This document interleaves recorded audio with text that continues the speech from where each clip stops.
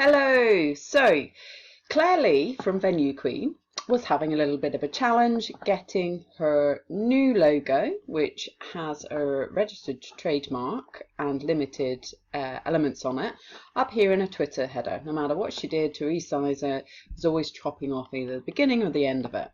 So I said I would run a little video, which I aimed to do live on our #SuccessHour, but unfortunately technical challenges prevented us. So I'm going to show you today. So this is what we want. We want the image there. So you can see here, this is our header that we have on our Success Matters account where we run the main Success Hour tweet chat from. So elements of a good header is conveying the value of why people should follow that account. So in our instance, it's a weekly tweet chat run by business owners for business owners on Tuesdays at 9 PM. It gives you the basic bit of information, plus we ask questions, starting or growing your own business.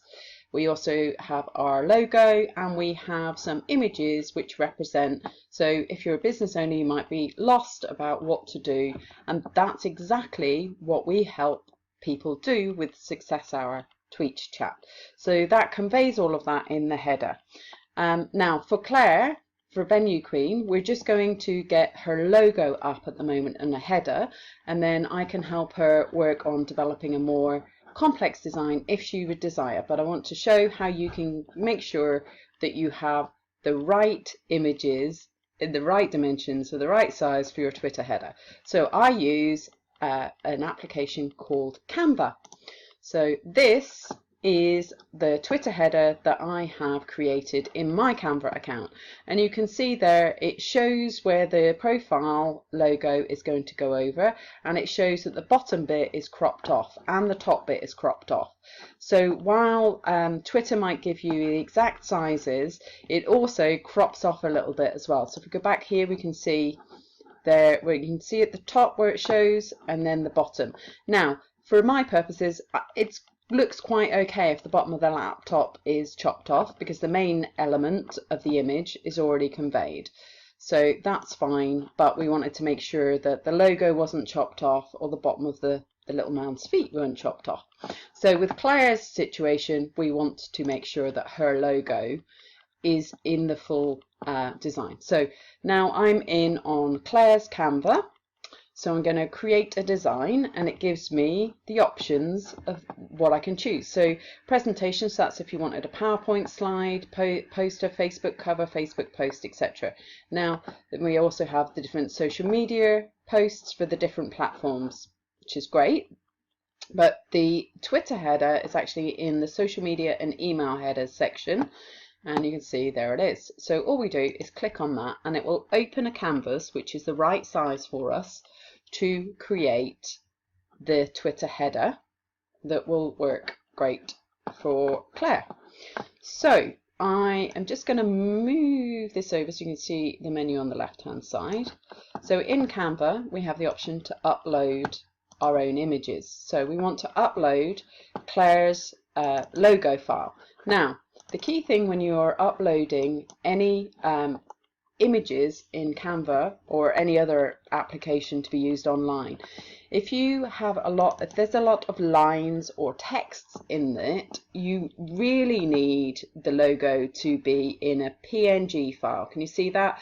This is a JPEG file and this is a PNG. So PNG, or PNG as it's sometimes known as, gives a much crisper image, and that's better for displaying your logos and text images online. So we can see there Canva's working away to upload the image. This image we've got has a transparent background. If we click on it, you can see there it goes. So it's automatically entered on the Twitter header. Now we can see that the bottom bit might be clipped by the profile image. Now this is the old profile image when it was square. They're now circular, but it's still a very good guide. So I'm going to raise it up just a little bit. I'm going to reduce the size a touch, and I'm going to make sure it's nowhere near any of the edges, and then I'm going to I'm going to create Venue Queen Twitter header, and then I always put the date in on my files because it helps me remember which one's which.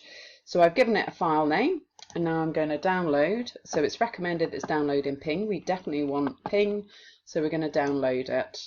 So all of this is done with Canva's free accounts, which anybody can sign up for. So I'm just going to make sure I'm saving it into the right folder on my laptop, which I have a folder for Venue Queen because I've been working with Venue Queen. So we save it there. Now I'm going to show you, because I don't have access to Claire Lee's Twitter account, so I'm just going to show you what it would look like when she uploads it to her own Twitter account. So we're going to find it again. And now we need to find it. There we go, that's the one. So we're going to open, and there we go. You can see now that's the bottom of the profile pic. And if I just hit apply, you can see exactly how it will look when Claire uploads it. So you can see there that her V is just snipped out by the profile picture. So I'm going to go back into Canva, into the right one, and I am going to move the V up and over a bit. Let me go back into where it was. Yeah, so I've moved it up and over to the right a little bit. And we still want it to be as center aligned as possible. We don't want it to look completely lopsided. So there we go. So you can see when I move that image, can you see the dotted line appears in the middle? That tells me that I've got it centered correctly. So that's good. And now I'm going to download it again, and that will tell me when I try and save it into the same folder, and I want to save it as the same file name. I'm just updating it. It will ask me, do I wish to replace it? And the answer is yes, because we want the new version now. So I'm going to go back in here. I'm going to change again, and I'm going to upload. So we'll be able to click the same file name and open it. And then if we hit apply, we will see what it looks like. There we go. So it's not chopped off in any way, and we have Venue Queen there. Voila! If I save the changes, then people coming to Success Matters are going to be very confused, so I'll just change it back again to my own Twitter header.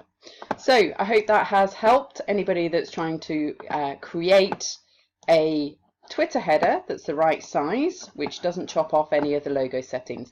So first of all, make sure that you have your logo file in PNG. So if your graphic designer has created the logo for you, you need to request it in PNG so that you can add it easily, and it retains, it stops becoming, it doesn't become grainy, it doesn't become fuzzy. You can see it's clean, clear and crisp.